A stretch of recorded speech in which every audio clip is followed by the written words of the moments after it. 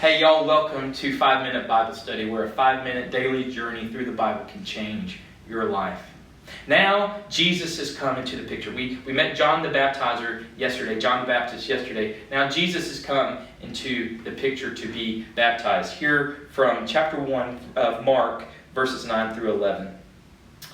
At that time, Jesus came from Nazareth in Galilee and was baptized by John in the Jordan.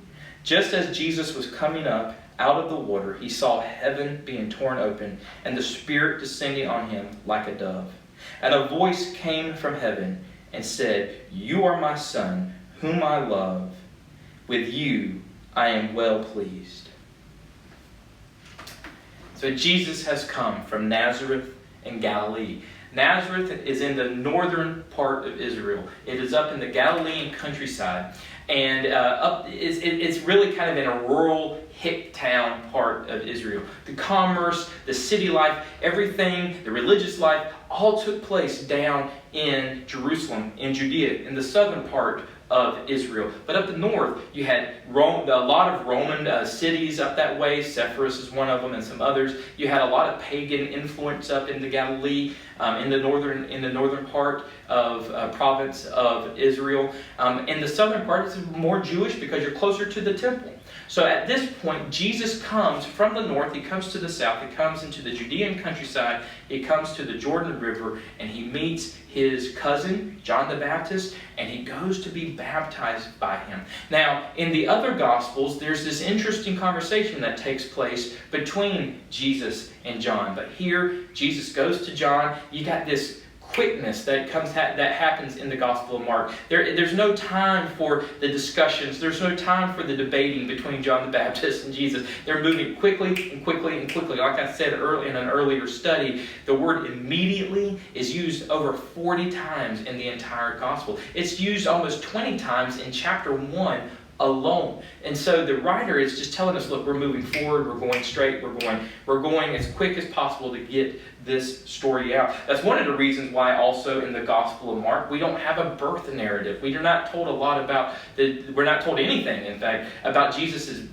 infancy, about his birth, about his childhood, or any of that. We actually pick Jesus up at the beginning of his ministry, because this is where Mark wants to focus on. This is what Mark wants to focus on. So, Jesus was baptized. Heaven is torn open. And this is a beautiful picture to me of this awesome, what's about to happen, of this awesome picture of the Trinity. But so Isaiah 64:1 says this. It says, "Oh, that you would rend the heavens and come down, that the mountains would tremble before you." The heavens do rend, they tear open, and this voice of God speaks, "This is my Son, whom I'm well pleased." And the Holy Spirit descends like a dove, this image of the long-awaited Spirit of God among his people. That voice says, "You are my Son, whom I loved, with whom I am well pleased." One commentary said about this that the gospel is not a mystery story in which the identity of the main character has to be guessed. From the outside, it is made clear who this main character is. He's the Son of God. And that's the thing about the Gospel of Mark. We don't have to guess who Jesus is. We don't have to guess what his mission is. We're told right up front, this is the Messiah. This is my Son, whom I am well pleased.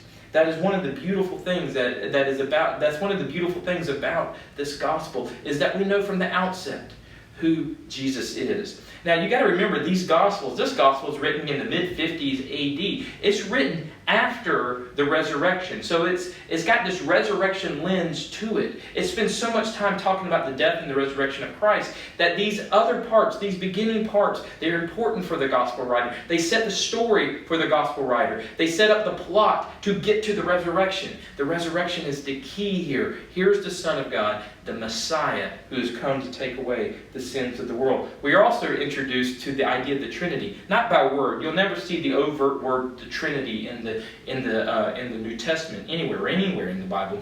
But you do see these images where you've got Father, Son, and Holy Spirit in the same place. You've got the voice of God the Father. You've got the Spirit descending like a dove. You've got the Son of God there incarnate in Jesus Christ. And so we are introduced to this early idea of the Trinity that gets fleshed out in the early church, in the first few centuries of the early church, this concept of the Trinity. One God, we serve one God, but three distinct persons in the Father, the Son, and the Holy Spirit. They share the same essence. Three distinct personas, one God, same essence. So, here we have Jesus being baptized. Here we have him being identified as the Son of God from God the Father and from God the Holy Spirit, the Son of God, coming to take away the sins of the world. I look forward to seeing you next time on 5 Minute Bible Study as we continue this story of Jesus.